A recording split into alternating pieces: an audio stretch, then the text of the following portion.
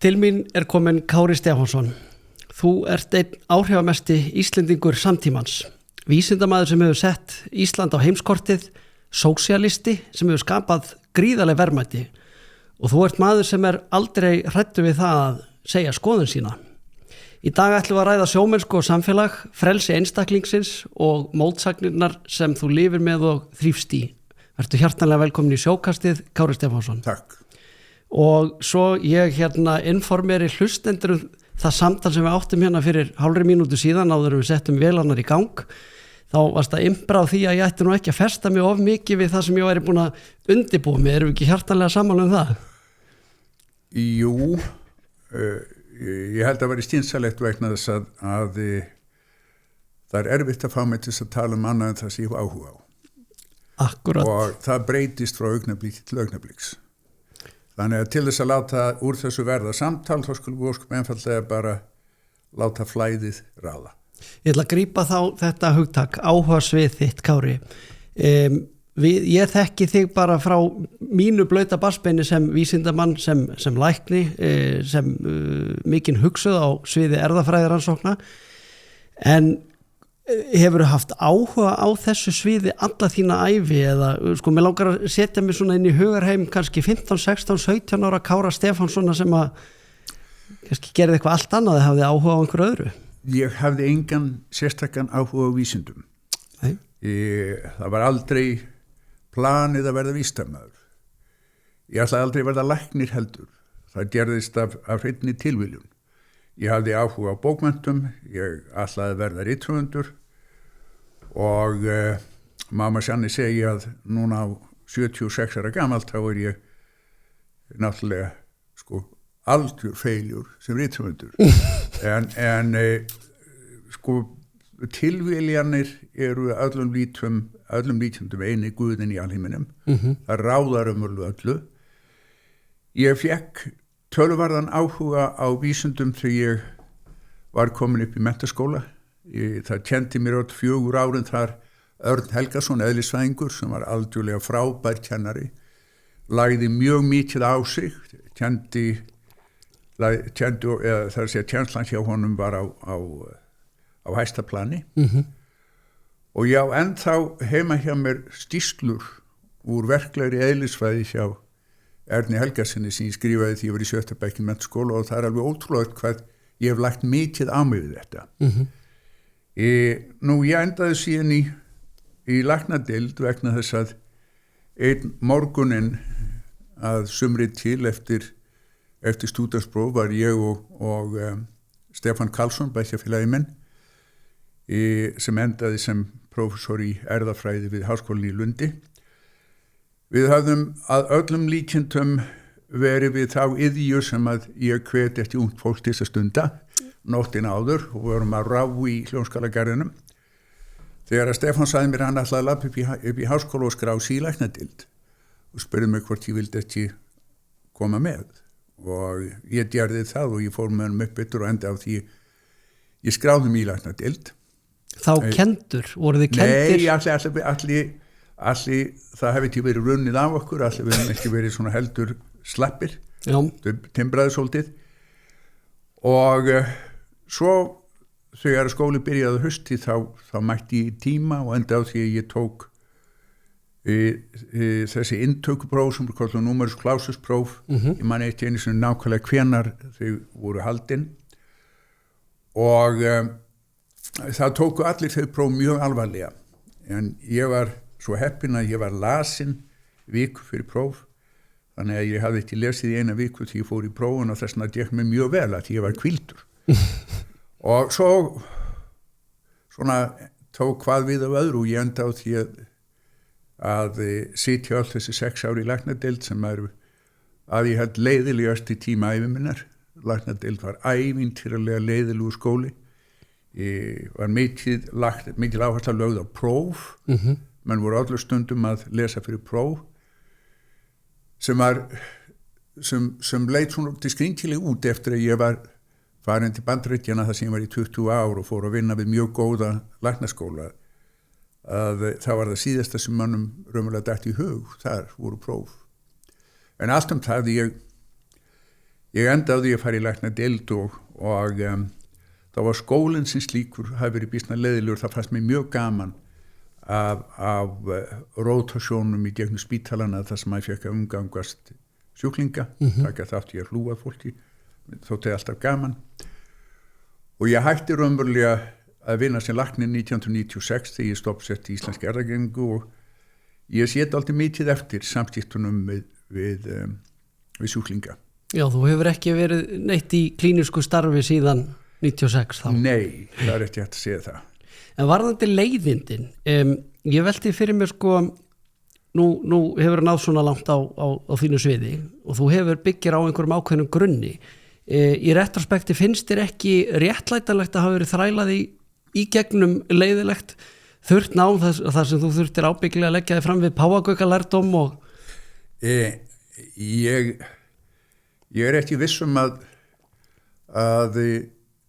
námið í læknadeild hafi verið gjörsamlega gagnslaust. Það er ekki það sem ég er að segja. Ég er að segja að það er bara svo margar aðferðir til þess að nálgast það. Okay. Og ég vona að læknadeild í dag sé allt annað skólu heldur en hún var því ég var þar. Þetta var svona svolítið 19. aldar bragur af læknadeild þegar ég var þar og að vísu voru þar fólk kennarar, margir hverju. Ég gæti talað sko í allan dag átætti sumra kennara minna sem núna eru horfnir. En allt það, sleppum því, þetta var einhvern veginn þurrleðilegur lærdómur í læknadeild. En ég endaði á því að ljúka nám og ég ætlaði mér alltaf að fara í geðlæknisfræði en hætti við það vegna sér þeir geðlæknar sem ég hafði kynst áður ég fór til Bandaríkjanna voru ekki, mér fundust þeir ekki vera beinlis standa, vera sérstaklega jarðtengdir í því sem við það varum heila mannsins. Og núna því ég horfði tilbaka þá var ég vissuleiti ósendjart gagvart þessum mönnum vegna þess að raunverulega geðlæknisfræði í öllum hinnum vestræna heimi var byggðist á þeim tíma á psykoanalýsu og þeirri hugmynd að geðsjúkdómar væru sjúkdómar hugans og huginn hefði ekkert með heilan að gera. Akkurat. Sem er að vissuleiti interessant hvernig mann komst að þeirri niðurstöðu en það var bara heil kúltúr af geðlæknum sem voru að þeirri skoðun. Og það er raunverulega ekki fyrir tiltölulega nýlega að til dæmis að geðlæknisfræði í Bandaríkjunum er farin að beina sjónum sínum af heilanum í stað þess að beina sjónum sínum að einhverju sem að tengist einhverju sem við skiljum ekki. Akkurat. Það er hérna, og er þetta komið á betri stað hér heima við jafnframt? Það er að príðilegum stað, þjónustan er og lítil held ég. Já. Mér finnst einhvern veginn eins og okkar heilbrigðiskerfi hafi mistekist að veita góða geðlæknisþjónustu. Ég er með þess að standi í þeirri trú að hún hafi verið betri á þeim tíma sem ég var í læknadeild heldur en hún er í dag. Það að það hafi verið auðveldara fyrir fólk að komast að geðlæknum og fá einhvers konar þjónustu. En þetta er svolítið fyrir utan mitt sérsvið, ég alltaf veit ekki nákvæmlega hvernig geðlæknisþjónustu er veitt á Íslandi. Ég veit að þú gerir skýrar kröfur á mínar herðar að halda góðu flæði í viðtalinu en enga síðu verði ég eiginlega að gera svipað og ég sá í viðtali við þig fyrir þó nokkrum árum síðan að það var einhver spurning sem að hékk alveg í loftinu og hlustandi beið eftir að henni yrði fyllt á eftir með einhverju enn beittara innleggi en Spyrilli spurði þið svo næstu spurninga sem var hérna út í skóstar, hvort þú notaði virkilega skóstar 47. Það sem ég á við er að ég þarf aðeins að réttlæta það að við séum hérna í sjókastinu og rifja upp ræðu sem að þú fluttir í Grindavík tilefni sjómannadagsins 2023.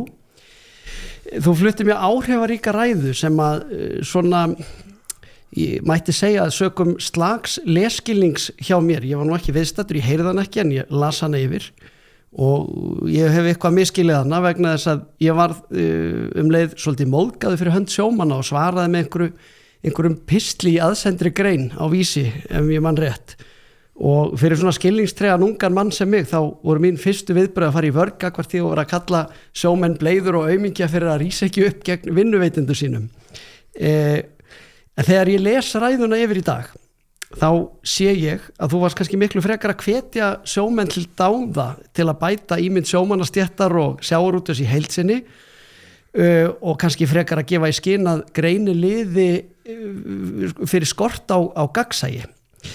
Hvernig meturðu þennan þroskaða lesskilning sem ég tel mig hafa öðlast í dag? Sko í fyrsta lagi þá bið ég afsökunar á því ég skulle ekki hafa lesið þessa grein þína, því annars hefði ég sjálfsagt svarað henni og ef ég hefði svarað henni þá sæti ég líklega ekki hér en ég held að ég hafi ekki verið að veitast að neinum. Ég var ekki að veitast að útvegsmönnum með því að hvetja sjómenn til að standa á rétti sínum. Ég held að útgerðarmenn þurfi eins og allir aðri vinnuveitendur á aðhaldi að halda og ég held að sjómönnum hafi ekki tekist eins vel eins og skildi til þess að veita vinnuveitendum sínum aðhald. Ég held að skipting ágóðans af sjávarútvegi lendi of lítið í vasa sjómanna. Nú, ég ekkert að predika það að duglegir og flinkir útgerðarmenn eigi rétt ef þau verða ríkir af því. Ég ósköp einfaldlega að halda því fram að við eigum að hlúa sérstaklega að þessari stétt, sjómannastéttinni.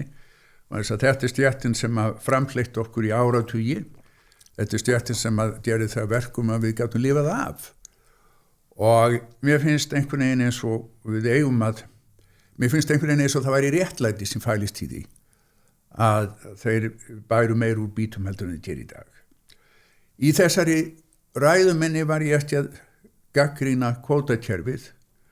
Ég var kannski að gagnrýna svolítið útfærslu á kerfinu, en Hannes Hólmsteinn, sá mikli heimspekingur, hann veittist að mér harkalega fyrir það að ég var að gagnrýna kvótakerfið og þegar ég benti honum á að ég hefði ekki verið að gagnrýna kvótakerfið þá fékk ég náttúrulega svari víst, þú gerði það. Ef þú hefðir vilja að gera það, þú ert þannig maður og þú hefðir vilja að gagnrýna kvótakerfið. Og mér þykir mikið til innsæi Hannesar Hólmsteins inn í skoðanir mínar sem ég hef ekki tjáð ennþá. En allt það að mér þykir mjög vænt sjávarútveg. Ég ólst upp í fjölskyldu þar sem að heimilisfaðurinn var fréttamaður og lagði sér mikið fram við að flytja fréttir af sjávarútvegi. Leit alltaf á sjálfan sig sem mann sem hefði ekki haft tækifæri til að vinna sem sjómaður en hefði helst viljað gera það. Var það máli með föðinum? Hann misti hægri fótleggur mitt læri þegar hann var 20 og sneri sér þá á öðru heldur hann að valhoppa skip og gerðist fréttamaður. Það má segja að sagan hafi farið mjúkum höndum fótlegg föður þíns heitins Stefáns Jónssonar. Ég nefnilega þekki hann bara af hans verkum en hef aldrei heyrt þetta með fótamissin. Já, hann hefur skrifaði meiri sér bók sem ef ég man rétt heiti Líf á tréfæti.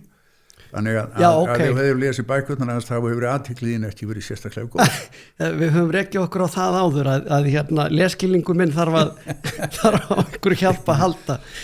En hvað þessa ræðu þína á sjómannadaginn varðar þá segi ég fyrir mína hönd og vildi að ég geti tala líka fyrir munni Hannesar Hólmsteins að með því að lesa ræðuna þína aftur yfir þá áttaði mig á því að þér gekk gott eitt til En ég líka vil leggja það áherslu að þó að ég muni ekki eftir einu einasta skipti þar sem ég hef verið sammála Hannesi Hólmsteini þá held ég að hans rödd sé mjög gagnleg í íslensku samfélagi. Hann mjög gagnrýninn, hann mjög hvass, hann mjög ákveðna skoðanir sem mér finnast að vísu næstuði undantekningarlaust séu fyrir neðan allar hellur, en við þurfum samt á þessum skoðunum að halda. Hann þess vegna fyrst mér hann vera gaglugur þegn í íslensku samfélagi. Mikið gott að heyra þetta. Þú ert hlindur því að er þetta eitthvað sem þú tekur með þig frá Bandaríkjunum, þetta tjáningafelsi að fagna allri orðræðu eða öllum skoðurum óháð því hvaðan þær koma? Ég sæti það ekki til Bandaríkjana og ég hef alltaf haft á skoðun að tjáningafelsi sé mjög mikilvægt og það mjög mikilvægt fyrir mig minnst kosti að hafa fólk sem tjáir skoðunir sem andstæðar mínur, þannig ég hafi einhvern til þess að mótmæla. Já. en fyrst þú minnist á það, þá finnst mér það svona heldur dapurlegt hvað málfrelsi eða tjáningafrelsi að vissuleit hér mikið undanhaldi í Bandaríkjunum undir stjórn Donald Trump. Þú ert ekki mikill aðdáandi? Ég ekki mikill aðdáandi stjórnarhátta Donald Trump. Mér finnst hann vera svona svolítið eins og lítið óheft barn sem að hefur allt og mikil völd, en það engin vand að skilja hvers vegna hvers vegna menn eins og Donald Trump og hvers vegna þessi últra hægri stefna er að ná mikilli athygli miklum völdum. Hvers vegna það? Og þá held ég að sé kannski ekki rétt að tala stjórnmálastefnu Donald Trump sem hægri stefnu. Ég held að hún falli ekki að neitt í sérstakri heimsbyggi. Þetta er aðalega ég á það í máða stefna hjá honum, bara hann gerir það sem honum sýnist og sagði mér í 20 tíma viðtali sem hann veitti í New York Times fyrir 2 dögum að hann myndi ekki láta neina alþjóða samkomulega hefta sig. Hann myndi bara gera það sem honum sýndist að í margis sem hans eigin siðferðiskennd leiðan. En ég held að mörguleiti þá séum við á því augnablikki að þessi hægt að horfa tilbaka og segja að mín kynslóð hafi gjörsamlega brúðist. Við vorum kynslóð hippanna, við vorum þeir sem héldu því fram að það ætti að afnema eignarhaldið, það ætti að hafa eilífan frið og svo framvegis, og svo sitjum við núna uppi á áttræðisaldri með Donald Trump sem forseta Bandaríkjanna. Það pendúll sem að sveiflast nefnilega tilbaka og þið kannski, þín kynslóð skapaði eitthvað vakuum sem að Donald Trump fyllir í. Er það kannski það sem að... Nei, það var margt sem gerist. Það til dæmis verkalýðshreyfingin allan hinn vestræna heim, hún fer að missa sín áhrif. Og það þýðir að þeir sem minnst mega sín í vestrænum samfélögum eiga allt í honum miklu minni rödd heldur en þið áttu. Það enginn sem raunverulega styður við þá. Ef við tökum til dæmis vinstri hlið íslenska stjórnmála sem full af fólki sem segist vilja hlúa þeim sem minna mega sín, en gera ekkert annað en að hlúa öðrum sem segjast vilja hlúa þeim sem minna mega sín. Það segja að þetta verður miklu leyti klíka mentara manna sem að hafa ákvæmna sín á heiminn og hlú ekki að neinu öðru en því. Þetta þekkt stef á öllum Vesturlöndum eða eiginlega allir vinstri flokkar eru orðnir að svona háskólaflokkum. Já, og hafa mist í tengslinn við það fólk sem raunverulega þarf á aðstoð að halda. Og þetta er dálítið dapurlegt, en þetta er eitt af því sem að má kannski stýra einhver leyti á þeim breytingum sem verða á samfélaginu, að við hafa orðið á samfélaginu á síðustu árum. Ef þú tekur síðan annað afl sem ekki var til fyrir 25 árum sem eru samfélagsmiðlar, sem allt í einu vettvangur, það sem er í engin ritskoðun. Og hver og einn sinn eigin fjölmiðill? Já, og menn tjá sig afskaplega óheft. Já. Og það verður svo rödd sem unga fólki elst upp við. Og það hefur alls konar leiðandi áhrif. En að því sögðu, ef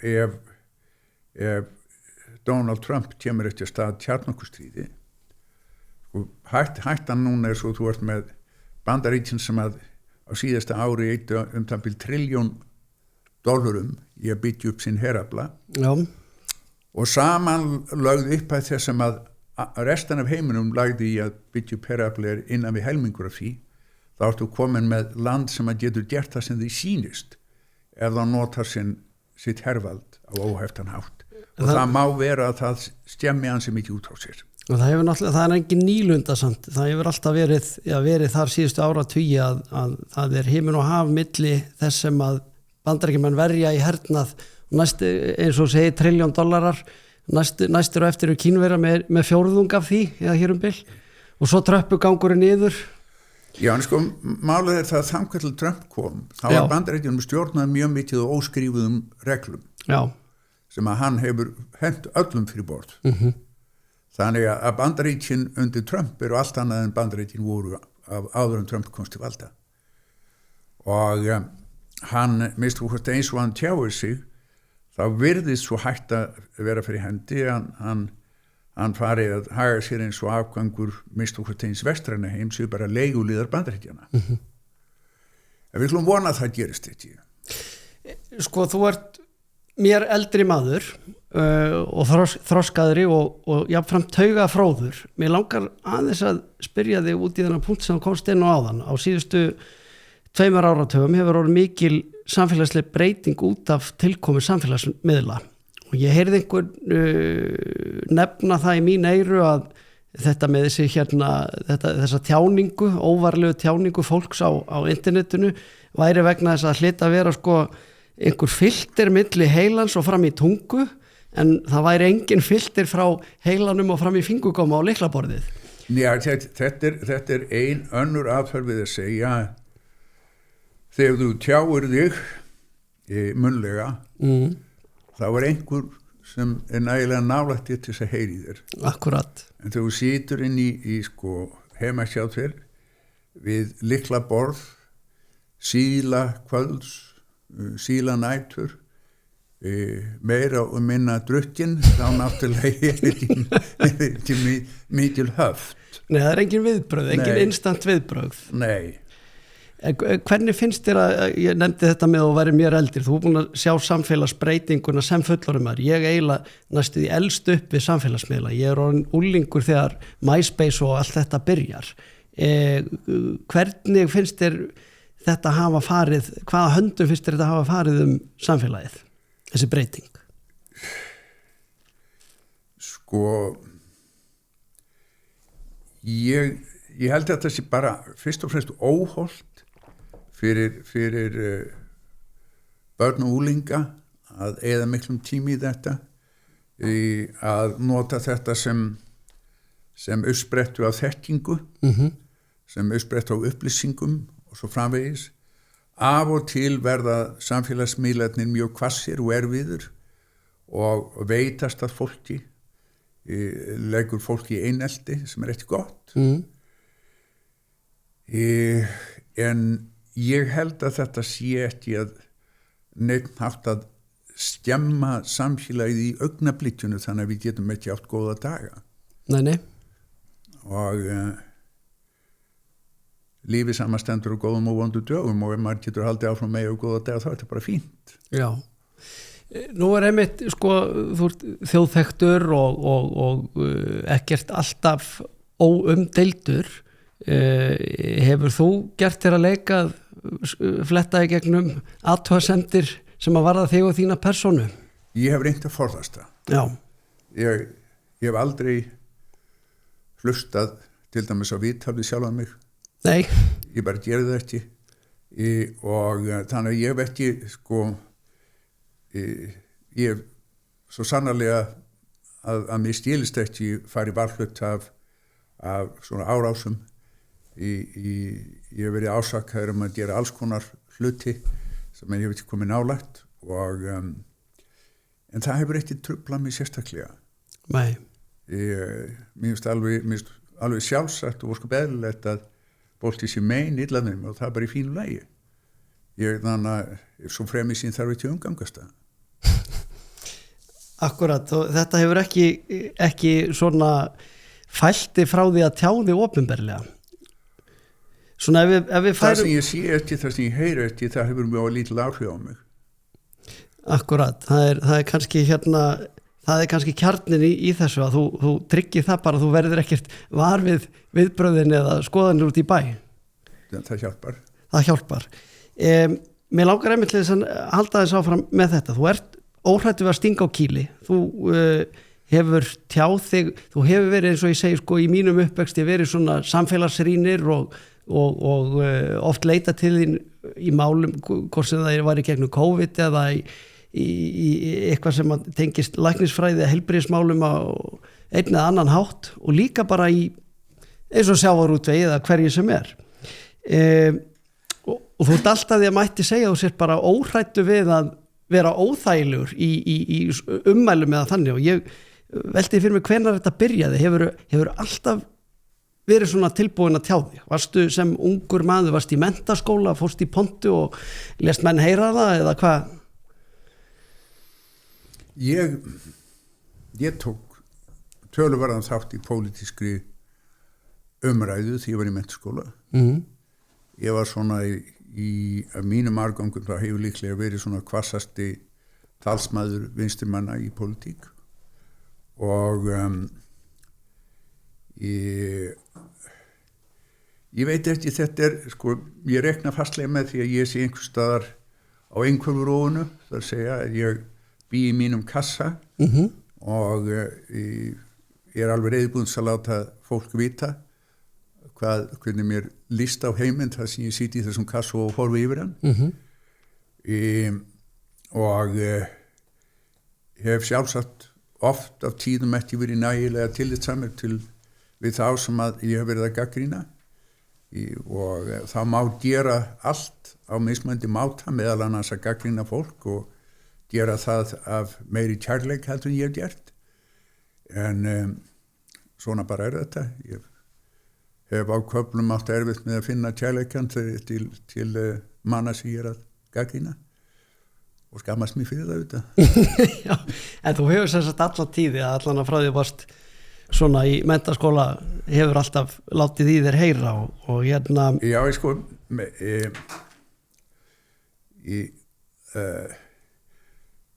sko þetta alltaf með spurningum að hvort að maður reiðubúin þess að forðast allt plat og bara horfa heiminn eins og hann hvernig hljómar áttu vísan í platið allt til einstís ekkert býr til gaman það ber að horfa platið aldrei til neins ekkert býr til gaman það ber að horfa á heiminn eins og heimurinn í framan. Þetta dýrt kveðið eftir hvernig þetta? Ég sett þetta saman fyrir dag. Já, það þannig? Já, ég hef það fyrir reglu að setja saman 2 ferskillur á dag. Það virkilegt? Það bara rýmæfing, það bara æfingu notkun tungumál. Já. Og ég ekkert flinkur við þetta. Faðir minn var býsna flinkur, hægringur.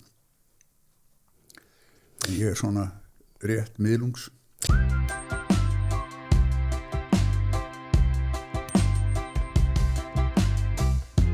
Hafðu heppnina með þér alla 50 daga.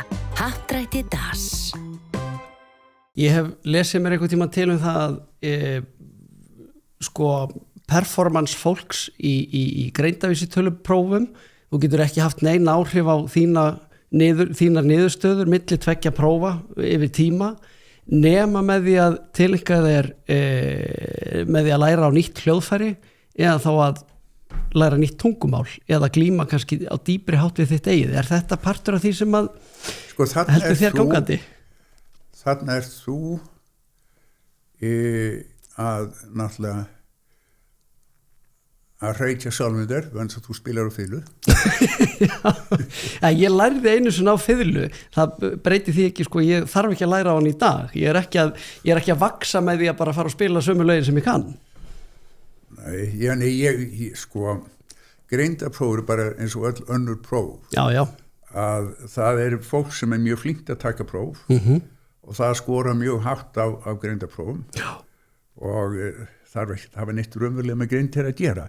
Og greindapróf eru bara mælitæki sem hafa fullt af göllum og menn mælast mjög mismöndi eftir því hvernig verið að mæla greindina og ber enga sérstaklega virðingu fyrir greindaprófum. Þetta segir bara sá sem að skora hátt á greindavísitöluprófi. Ég sé að sko ég legg áherslu sem ég sagði menn það fólk til sem mjög flinkt til að taka próf. Akkurat. Og ef maður horfir tilbaka á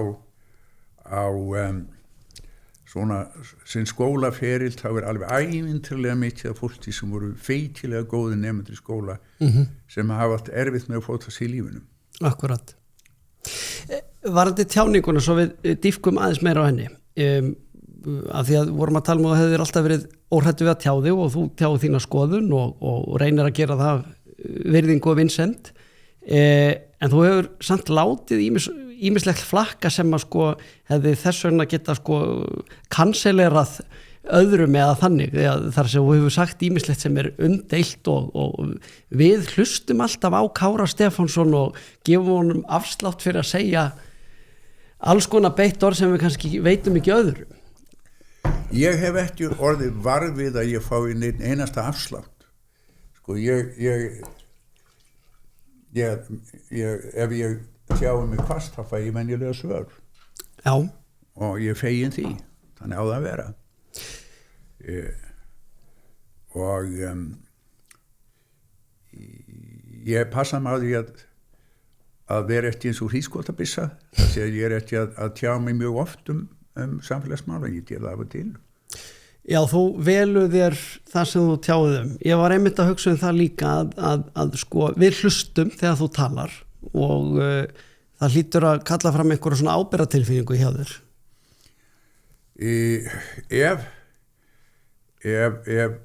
Ef það rétt sem þú segir að þessi þjóð hlusta með því að tala þá hef ég nátti háar hugmyndur greindarvísitöljanar. Hérna sósíalistinn þú segir einmitt það að þú hafi verið svona helsti málsvari vinstri manna á menntaskóla árum og mér langar aðeins að fara sko koma aðeins að sjómennsku vinklinum aftur faðir þinn heitir Stefán Jónsson sem að eins og segir var mikill og þekktur fréttamaður, fréttastjarna alþingismaður Alþýðubandalagsins. Hann var á sínum tíma ef mig misminnir ekki með hugmyndur leiðir til að tryggja meiri jöfnuð í samfélaginu og á vinnumarkaði. Ef mig misminnir ekki þá talaði hann fyrir því að í landi ætti að gilda sömu lögmál og á sjó. Að í launastrúktúr fyrirtæki ætti sem að vera sama fyrirkomulag á fiskiskipum, að óbreyttir starfsmenn hefðu kannski einn hlut, þeir sem hefðu einhverja ábyrgð hefðu 1,1/4 eða 1,5 og svo getur stjórnendur æðstu verið með 2 eða 3 hluti eins og tíðkast hjá skipstjórum. Það væri sem sagt eitthvað svona ákveðið þak á launum eins og við höfum svo sem séð einhvern vísi af hjá Sambandi íslenskra samvinnufélaga á sínu tíma og ég hef í gegnum tíðin að lesa þó nokkuð viðtöl við þig þar sem að þú gagnrýndir jafnvel þín eigin laun sem að hafa náttúrulega verið ansi há svona í samanburði við þau lægstu í samfélaginu. Skemmtilegustu ummælin sem að ég man eftir voru að þú sem gamall sósíalisti ættir með öllu réttu að lepja dauðan úr skel og verður að borga allt og lítið í opinber gjöld. Og þá kemur fyrsta spurning, manstu hvernig faðirinn útfærði og rökstuddi þessar hugmyndir? Sko, hann lagði fram þingsályktunartillögu þetta og hún í sjálfum sér þurfti engan frekari rökstuðning heldur en sjálfan sig. Það segja, ef við viljum jöfnuð í samfélaginu, þá verðum við á einhvern veginn að setja reglur sem gera það verkum að auðæfi eða verðmæti dreifist nokkuð jafnt.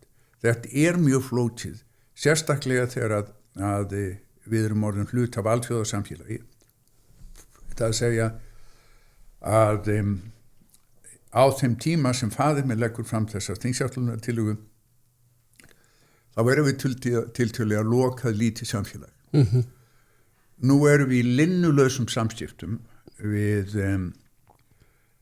allan heiminn og það meiri sé svo að tungumál unga fólksins, barna og unglinga orðið jafnmikið enska og íslenska og það mál sem að mér finnst mjög spennandi að velta fyrir mig, hvernig varðveitum við íslenskuna?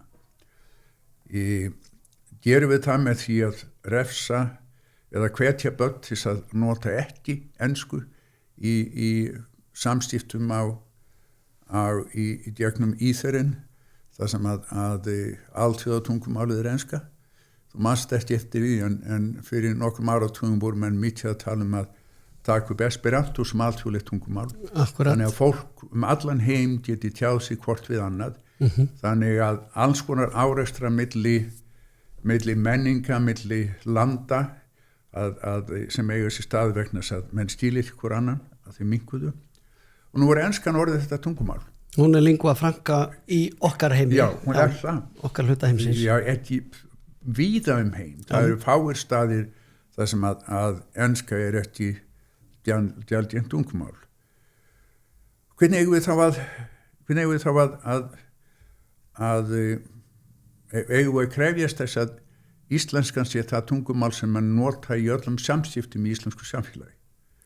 Ég gæti haldið námskeið, þetta íslenskan eina tungumáli sem sem talað á mínu heimili og það byrjaði ansi snemma, ég á sem sagt 4 ung börn og þegar ég var fyrst var við þetta hjá syni mínum, elsta, hann talaði að það að strjúka yfir eitthvað áklæði væri svo satisfying og þá þurfti og það þurfti ekki prikið til, heldur bara, mundu, vanda sig. Já, það svo mikil nautn að strjúka þessu áklæði. Já, nei, ég ólst náttúrulega fyrir tölvöld mikinn tungumálafasisma á mínu heimili. Maður átti ekki bara að tala íslensku, maður átti að beygja hana rétt. Já. Ég bara beygja hana til rétt að brýtur maður hana. En að mínu heimili í Bandaríkjunum, þar sem ég bjó í 20 ár, var ekki tungumál talað en íslenska. Þannig ég held að í tilraunum okkar til að hlúa að íslenskunum og varðveitana, þá verðum við að gera það með opnum huga. Það að segja að íslenskan verðmæti sem við viljum halda í, hjálpar okkur við að halda menningu okkar sérstakri og svo má ekki gleyma því að tungumáli það tæti sem við hugsum með. Þannig að það smá möguleikja því að Íslendingar hugsi öðruvís en annað fólk, að því það tungumál sem því eiginlegast íslenskan, þó að það tungumál sem tæti sem við hugsum með tungumál í dálítið abstrakt meiningu þess orðs. Akkurat. En enga síður þá held ég að þeir smá möguleiki að við leggjum einhvað sérstakt fram í tilverunni að því að við hugsum á þessu tungumáli. Og ég held að það sé mikilvægt að við hlúum að tungumáli, en ég held að verðum að gera það þannig að við séum ekki að banna börnum að nota enska tungu í ákveðnum tilfellum.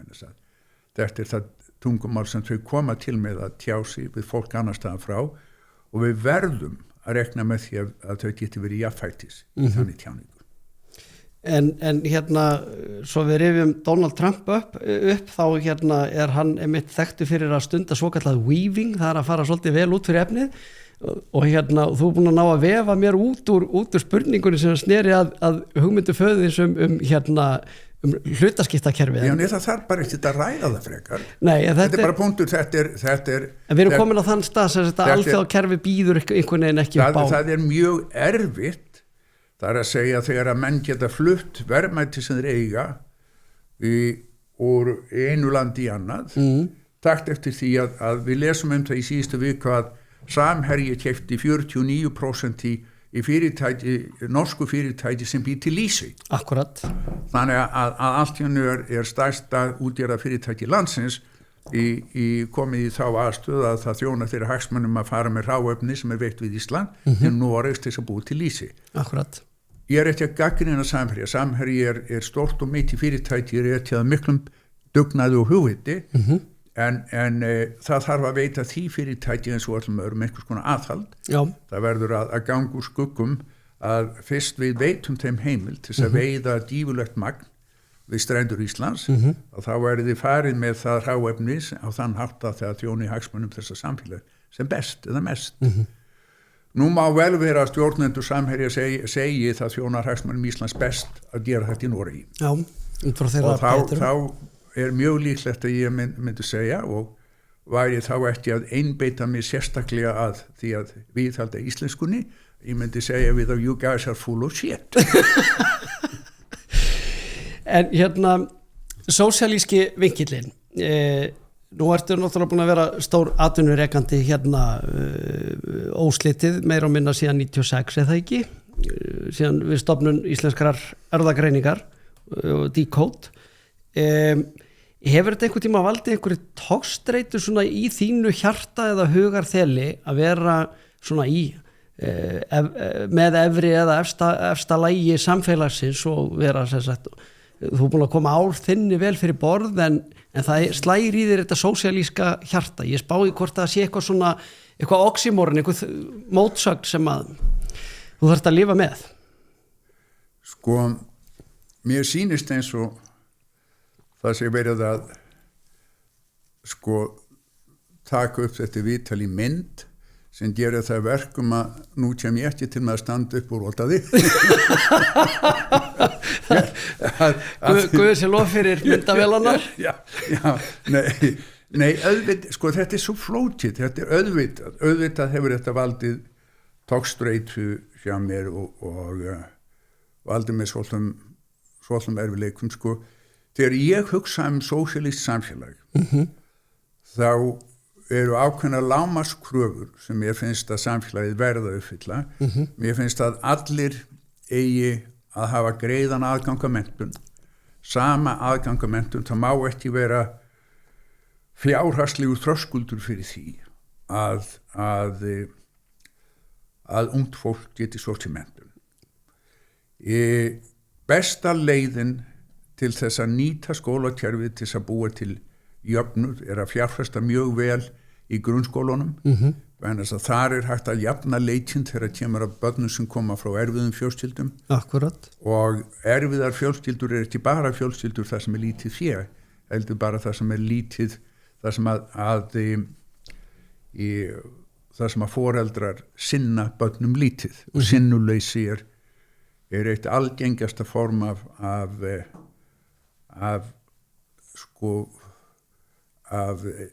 vanrækslu á börnum, bara að sinna þeim ekki. Nú, og ég held að við verðum að gera ráð fyrir því að fólk hefur geta sótt sér menntun alveg upp á hæsta stig án tillits til fjárhags. Númer 2, heilbrigðiskerfið á að vera frítt. Við erum eftir með frítt heilbrigðiskerfi í dag. Við erum að láta fólk borga býsna háa upphæðir fyrir það að sætja sér læknisþjónustu og það er alveg gjörsamlega út í hött. Þeir sem að vilja ekki að við borgum algjörlega fyrir heilbrigðiskerfi segja að það er ekki gott að vera skattleggja samfélagið til þess að borga fyrir þetta allt, vegna þess að það er betra að láta þetta fé sitt í vörsum fólks þannig að þetta getur búið til meira fé með þessu fé. Staðreyndin er svo að þú býrð ekki til meira fé með því fé sem fer í heilbrigðiskerfi.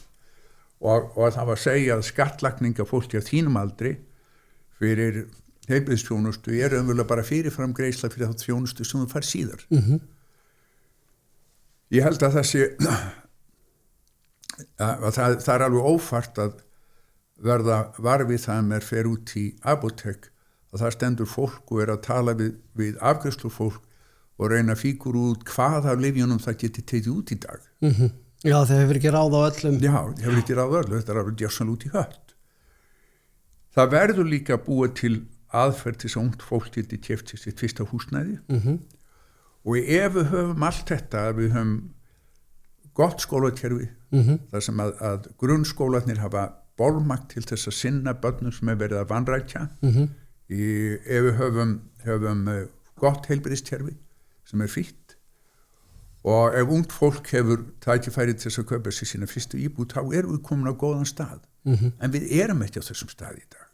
Nei, það er áhugavert og nefnir sérstaklega grunnskóla, vegna þess að helsta brotalömin segi ég sem faðir barna sem eru í grunnskóla, og þá er ég alls ekki áfellast skólan sjálfan eða starfsfólki, heldur struktúrin og námsgögnin sem að skólinn, þau verkfæri sem skólinn hefur í dag, þau eru á mjög slæmum stað.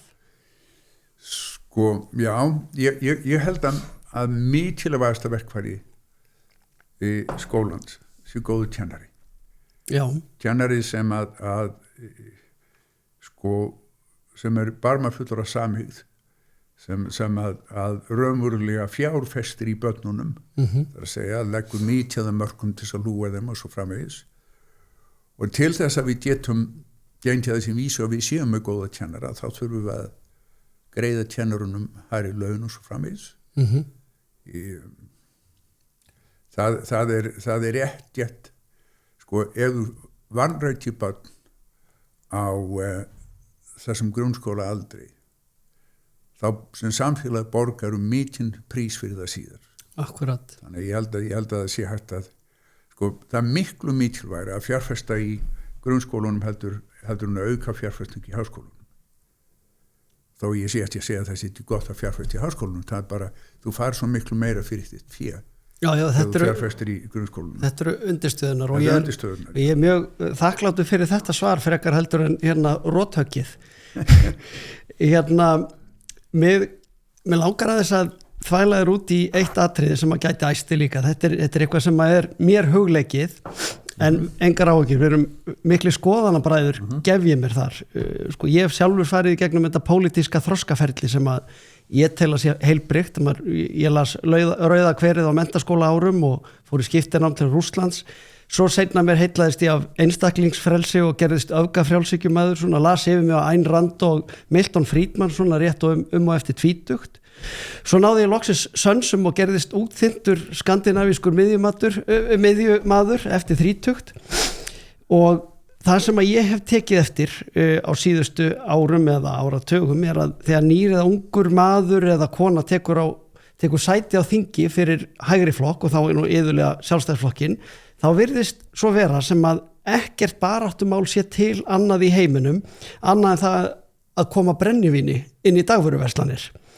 Því það á að vera svo mikið einstaklingsfrelsismál og eftir að hafa gengið í gegnum þetta pólitíska þroskaferli þá áttaði ég mig mun betur á því í dag að frelsi einstaklingsins byrjar hvorki endar hjá einstaklingnum sjálfum í velferðarsamfélagi eða skandinavískri fyrirmynd. Við sem sé blessunarlega berum einhverja ábyrgð hvert á öðru, afleiðingagjörð okkar bitna jafnframt á náunga okkar, til dæmis með aukinnis heilbrigðisþjónustu við þann sem að missir tök á neyslu ávanabindandi efna. Það er mjög eftirminnilegt hjá mér í huga þegar þú mættir Áslaugu Örnu í sjónvarpssal einhvern tímann og það var eitt af þessum atriðum mómentum þar sem að ungur sjálfstæðismaður kemur og ætlar að fara rök fyrir því að selja brennivín í búðir. Ert þú búin að breytast í þessari afstöðu þinni á undanförnum árum eða ertu alveg mikill harlínu maður þegar að kemur að aukinni neyslu áfengis eða auknu aðgengi eða hvar stendur þú gagnvart þessu í dag?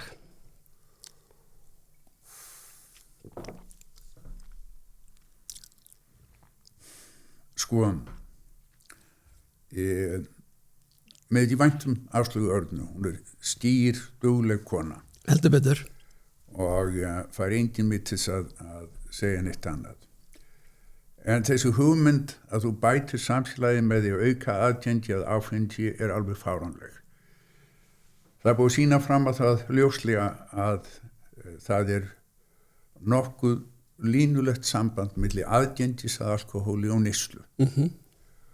Og alkohól er hættulegasta eiturlyf í okkar samfélagi, hefur valdið heilsuskaða og dauða miklu fleiri einstaklinga, ekki bara gamals, heldur ungs fólks, heldur en nokkuð annað eiturlyf.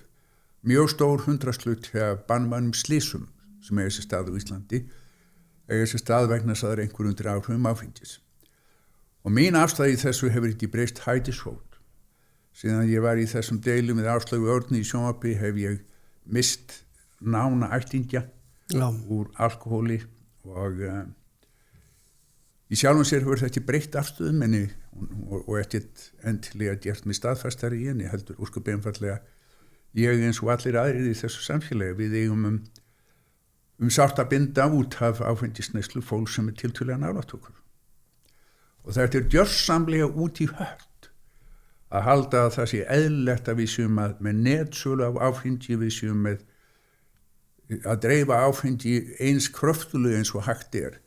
Það sé að við erum að reyna að sjá til þess að það gerist ekki, eigi sér ekki stað það augnablik í íslensku samfélagi. Það sem maður sem vill fá áfengi geti ekki fengið á svipstundu. Það er út í hött. Við erum komin á þennan stað í dag. Það er engin bönd sem að halda þessu. Sko,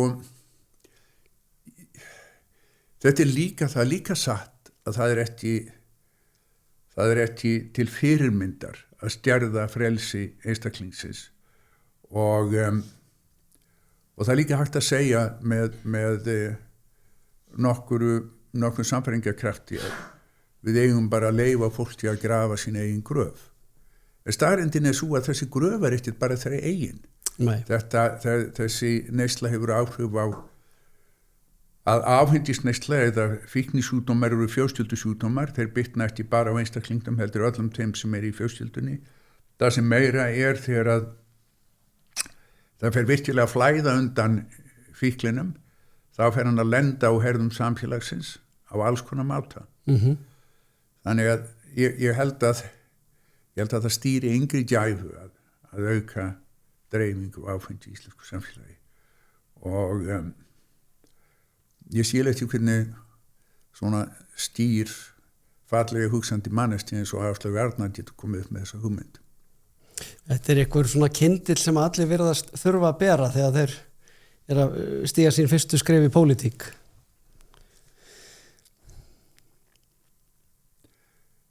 Já, annars hefur pólitíkin nú breyst á Íslandi töluvert mikið á síðustu missurum.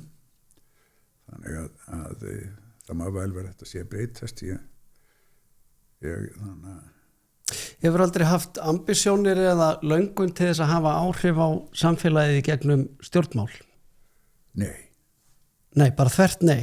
Algjörlega, engin áhuga því. Þú varst orðaður við Bessastaði fyrir síðustu kosningar og ég sá þetta svo ljóslífandi fyrir mér að það væri dásamlegt að hafa svona landsföður sem að væri skarpgreindur og skynsamur en gæti jafnframt hótað rothöggi einhverju sem að reyndi að vaða yfir Íslendinga. Sko, ég var ekkert að hóta því rothöggi. Ég var að reyna að vera skemmtilegur og það gekk ekki.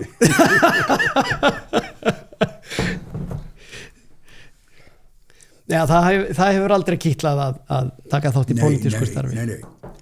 Og mínir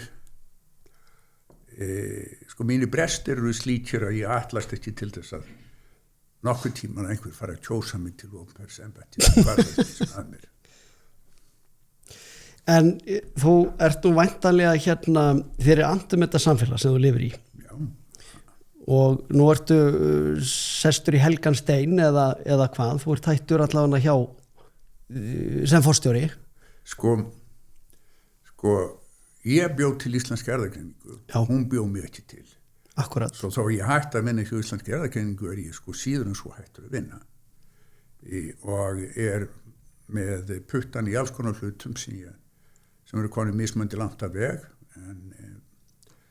og ekki í aðstöðu til þess að tjá mig það akkurat núna, ég á bólakafi vinnu. Þú ert á bólakafi vinnu, þú ert ekkert að fara bara, ég veit ekki, flétta körfur eða hekla eða neitt svoleiðis, þú bara heldur áfram ótrauður. Maður sem fullar af starfsorku og jafn ungur eins og ég hlýtur að finna sér eitthvað að vinna við.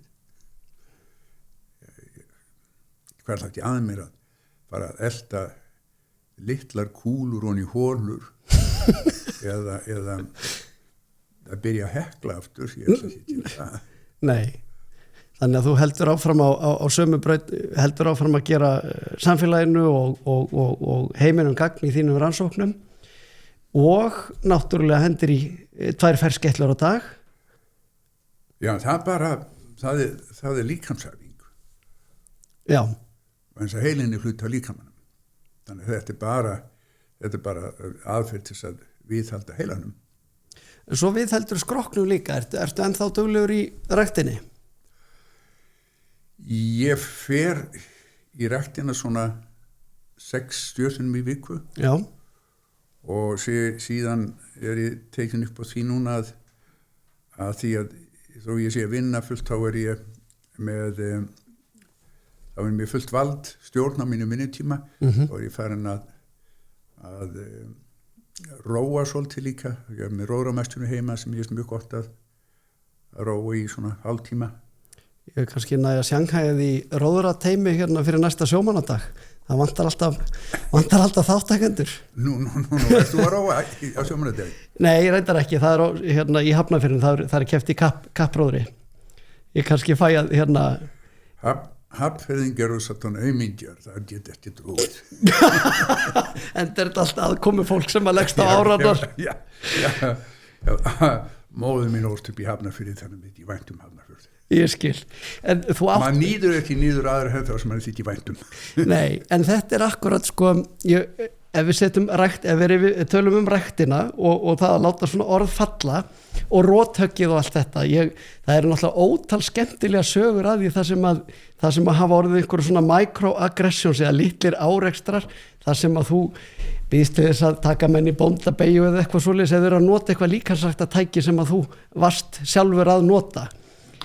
Þetta bara húmor? Ég held í fram að þessar sögur séu allar helber lígi. Það samræmist ekki mínum persónuleika að tjá mig kvast við samborgara sem það hreyfa sig, það bara gerir það ekki. Nei.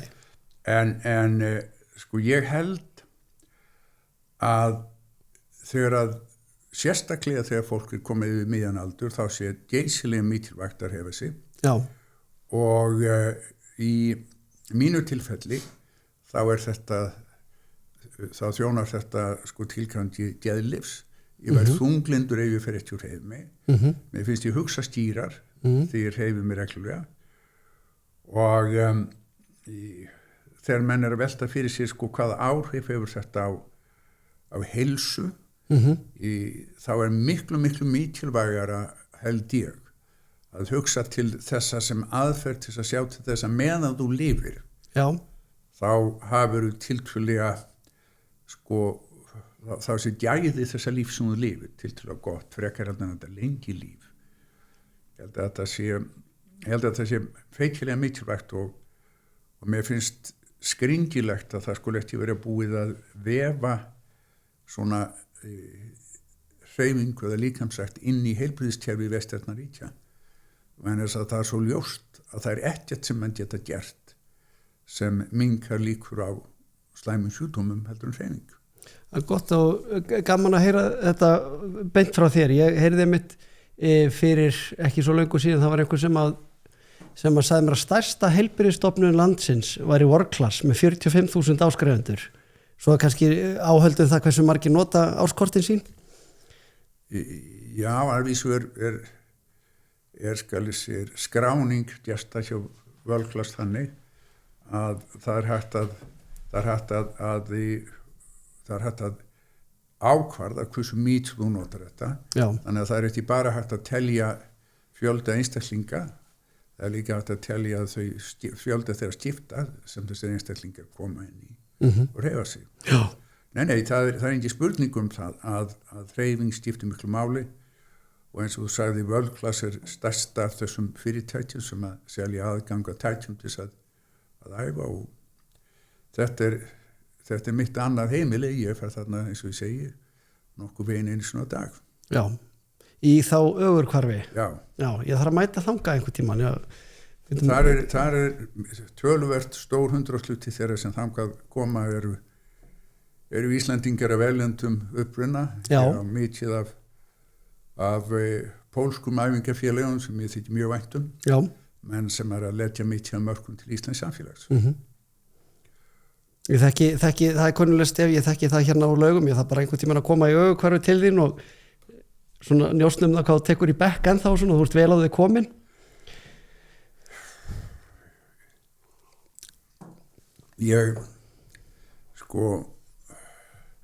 Maður velur sér andstæðing við hæfi og svona písla eins og þú vil ég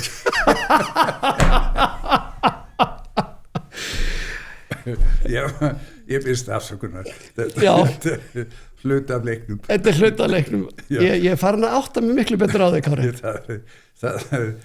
Já, en það er sko hluta af þessu þú færð í ræktinu er neist upp í ögurhverfi að það mynda samfélag fólks. Já. Og fólk sem að þú sérðu oftar heldur nokkur út þinnar fjölskyldu og það samfélag leifir töluvert af spaugi. Já. Menn gantast og akkurat. Hafa gaman að þessu, annars verður þetta svo leiðilegt. Er sönn saga að þú hafi skorað á mann í one-on-one körfubolta í Fellsmúlanum og sá sem að ef hann innið í 1-on-1 þá fengi hann miða á leik með LA Lakers. Nei, það er ekki sönn saga. Sanna sagan svo að ef hann inni þá myndi ég gefa honum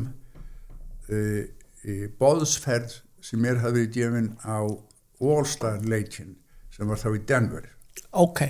Og því fylgdi flugfar fram og tilbaka í sagaklassi á Icelandair og gisting á mjög fínu hóteli og það ekki spurning það ég tapaði leiknum og Guðjón sem er forstjóri heilbrigðisstofnunar Austurlands vann. Já, taparu viljandi? Nei, hann góður körfuboltamaður og var mjög gaman að spila vel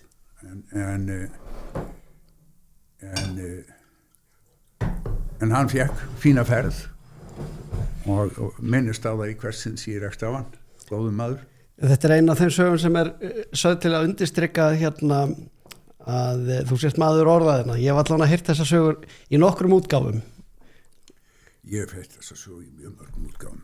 Já. Ein af þeim var svo að ég hefði tapað leiknum og drepið mannin.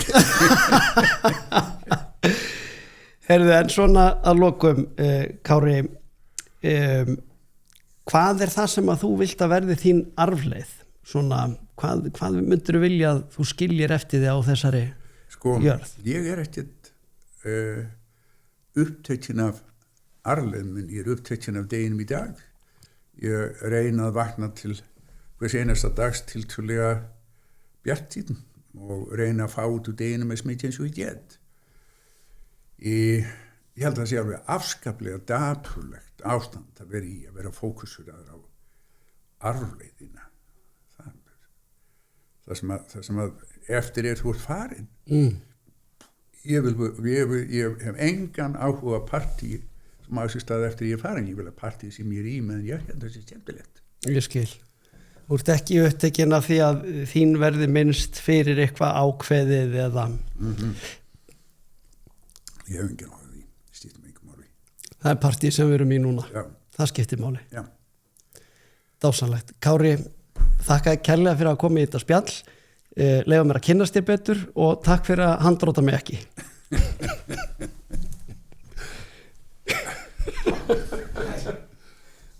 Var þetta leiðilegt?